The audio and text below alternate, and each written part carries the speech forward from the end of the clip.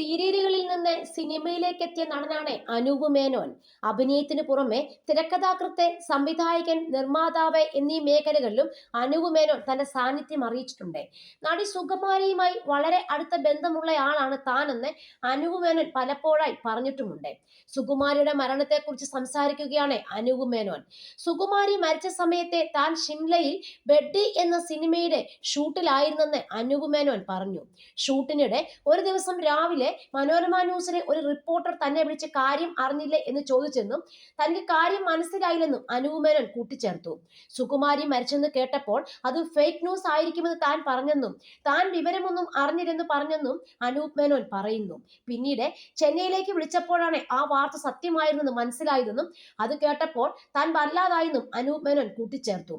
പൂജാമുറിയിലെ വിളക്കിൽ നിന്നായിരുന്നു സുകുമാരിക്ക് പൊള്ളലേറ്റതെന്നും 60% പൊള്ളൽ ഉണ്ടായിരുന്നെന്നും അനൂപ് മേനോൻ പറഞ്ഞു. ആശുപത്രിയിൽ വെച്ച് തന്നെ വിളിച്ചെന്നും ചെറിയ പൊള്ളലാണെന്ന് പറഞ്ഞ് സമാധാനിപ്പിച്ചെന്നും അനൂപ് മേനോൻ കൂട്ടിച്ചേർത്തു. എന്നാൽ സീരിയസ് ആണെന്ന് സുകുമാരിയുടെ ശബ്ദത്തിൽ നിന്ന് മനസ്സിലായെന്നും അവസാനമായി സുകുമാരിയോട് സംസാരിച്ചത് അന്നായിരുന്നെന്നും അനൂപ് മേനോൻ പറഞ്ഞു. ഞാൻ വല്ലാത്ത ഒരവസ്ഥയിലായി. പൂജാമുറിയിലെ വിളക്കിൽ നിന്ന് അമ്മയ്ക്ക് പൊള്ളലേറ്റത് അറിഞ്ഞപ്പോൾ എനിക്ക് സഹിക്കാൻ പറ്റിയില്ല. ആശുപത്രിയിൽ വെച്ച് അമ്മ എന്നെ വിളിച്ചു പറഞ്ഞത്, ഒരു കുഴപ്പവുമില്ല കണ്ണ, ചെറിയ പൊള്ളലാണ്, ഇവിടുന്ന് ഇറങ്ങിയിട്ട് ഡബ്ബിങ് തീർക്കണം എന്നാണ് പറഞ്ഞത്. ആ ശബ്ദത്തിൽ അവർ അനുഭവിക്കുന്ന വേദന എനിക്ക് മനസ്സിലായിരുന്നു. അതാണ് അമ്മ അവസാനമായി സംസാരിച്ചതെന്നും അനൂപ് മേനോൻ പറഞ്ഞു.